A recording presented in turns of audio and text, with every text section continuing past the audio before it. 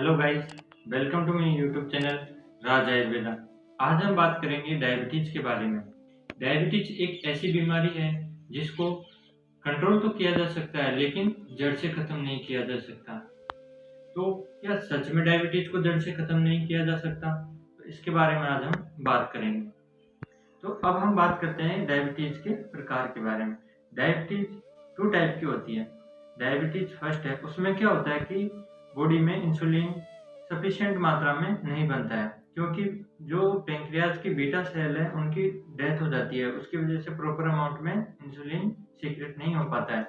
उसकी वजह से क्या होगा कि इंसुलिन का अमाउंट कम होगा तो ब्लड में शुगर लेवल बढ़ जाएगा, क्योंकि इंसुलिन ब्लड में से शुगर को सेल में ट्रांसपोर्ट करने का काम करता है।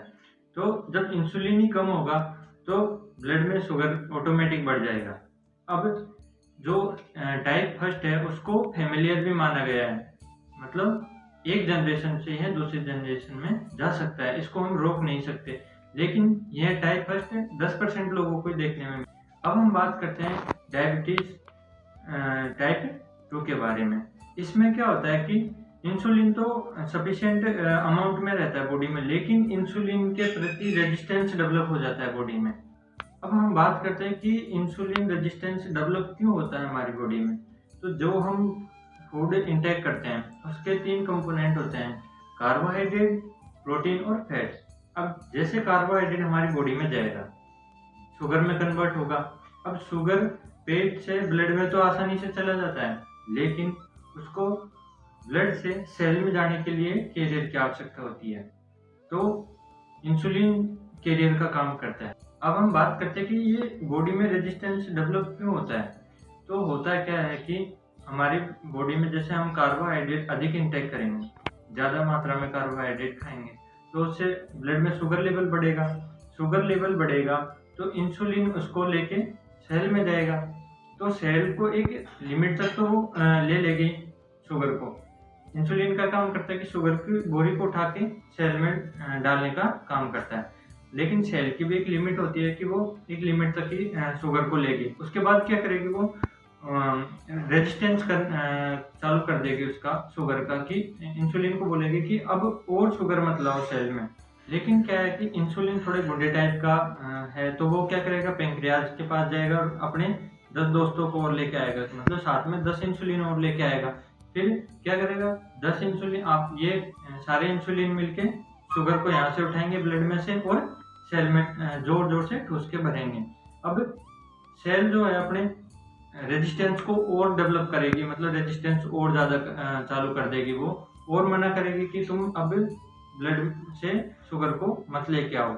यहाँ पे होता क्या है कि फिर हम शुगर लेवल चेक करवाते हैं, तो हमारा जो ब्लड में शुगर लेवल बढ़ा हुआ आता है। फिर हम सोचते हैं कि डायबिटीज़ हो गया है। फिर हम क्या करते हैं कि डायबिटीज़ का इलाज करने की कोशिश करते हैं। फिर पेशेंट क्या करेगा, दौड़ा दौड़ा हॉस्पिटल जाएगा। अब हॉस्पिटल में उसके शुगर लेवल को कम करने के लिए उसको टैबलेट दे दी जाएगी।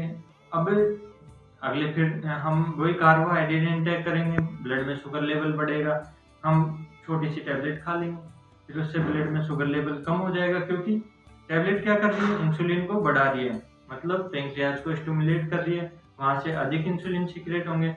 अब वहाँ से अधिक इंसुलिन सीक्रेट होंगे तो वो क्या करेंगे, इंसुलिन ब्लड से सेल में अधिक शुगर लेके जाएगा, तो ऑटोमेटिक ब्लड में शुगर का लेवल डाउन हो जाएगा और सेल में शुगर का लेवल बढ़ जाएगा। तो अपन सोचेंगे टैबलेट तो बहुत अच्छा काम कर रही है, इसने तो बिल्कुल हमारा शुगर लेवल कम कर दिया।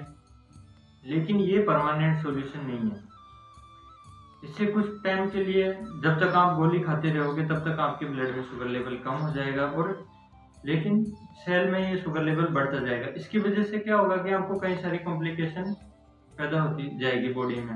होता क्या है कि सेल में आवश्यकता नहीं है, उससे भी ज़्यादा शुगर प्रेजेंट है। तो क्या होगा कि जो शुगर है वो फैट में कन्वर्ट होगा, उससे क्या होगा, मोटापा बढ़ेगा। अब पहले से आपको डायबिटीज़ तो पहले से है, एक बीमारी का इलाज करने चले थे और हमको मोटापा हो गया। उसके बाद बॉडी में शुगर लेवल ज़्यादा होगा, तो उसकी वजह से क्या होगा, वाटर रिटेंशन होगा, मतलब ब्लड वॉल्यूम बढ़ेगा। ब्लड वॉल्यूम बढ़ेगा तो हार्ट को अधिक पंप करना पड़ेगा, अधिक वर्क करना पड़ेगा। और अधिक वर्क करेगा तो क्या होगा, ब्लड प्रेशर बढ़ेगा। मतलब एक और बीमारी आ गई यहाँ पे हाइपरटेंशन की। बॉडी में जैसे क्या होता है कि अब फैट बढ़ेगी, उसकी वजह से क्या होगा कि बॉडी में कोलेस्ट्रॉल की मात्रा बढ़ेगी। अब कोलेस्ट्रॉल की मात्रा बढ़ेगी तो क्या होगा कि जो ब्लड वेसल्स है उनमें कहीं पे भी ब्लॉकेज आ जाएगा, तो आपको हार्ट अटैक आने के चांस और बढ़ जाएंगे।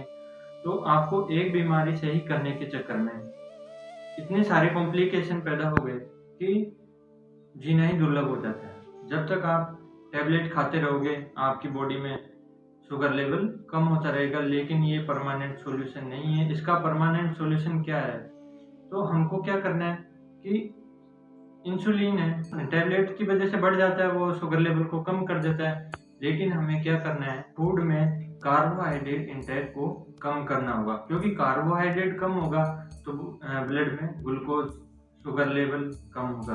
अगर शुगर लेवल कम होगा तो इंसुलिन भी कम होगा ऑटोमेटिक, क्योंकि जब शुगर ही नहीं है तो इंसुलिन लेके किसको जाएगा सेल में, तो ऑटोमेटिक रेजिस्टेंस कम हो जाएगा। तो हमारा मेन मकसद क्या होता है कि टाइप 2 डायबिटीज में इंसुलिन रेजिस्टेंस को कम करना होता है। तो कार्बोहाइड्रेट आपको ऐसी चीजें खानी है जिससे कार्बोहाइड्रेट शुगर लेवल कम रहे।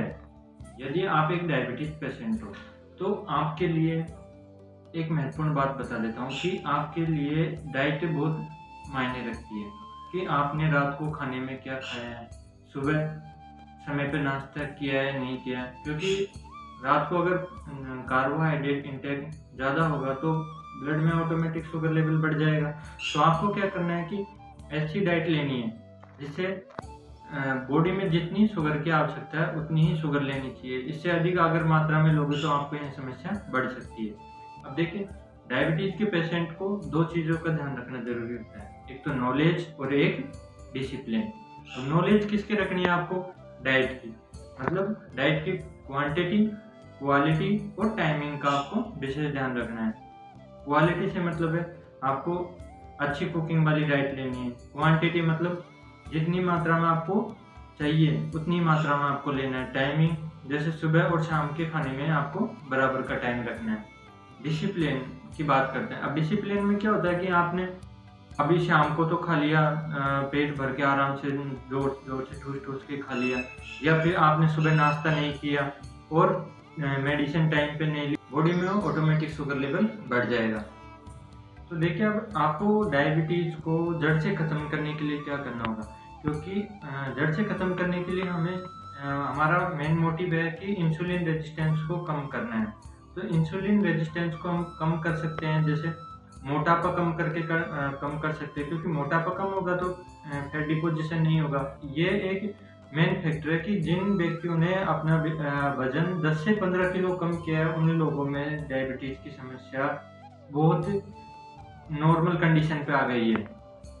और अगर हम बात करते हैं कि डाइट की, तो आपको डाइट का तो विशेष ध्यान रखना है और आप कुछ योग करके भी इसको कंट्रोल पे ला सकते हो और बिल्कुल जड़ से खत्म कर सकते हो। जैसे आप प्राणायाम कर सकते हो, कपालभाति कर सकते हो, सूर्य नमस्कार या मंडूकासन कर सकते हो।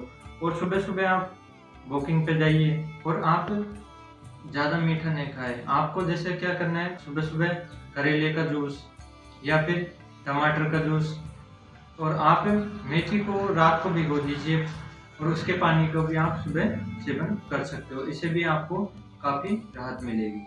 जो डायबिटीज के पेशेंट है उनमें एक समस्या आमतौर पर देखने को मिलती है कि सुबह शुगर लेवल अधिक होता है।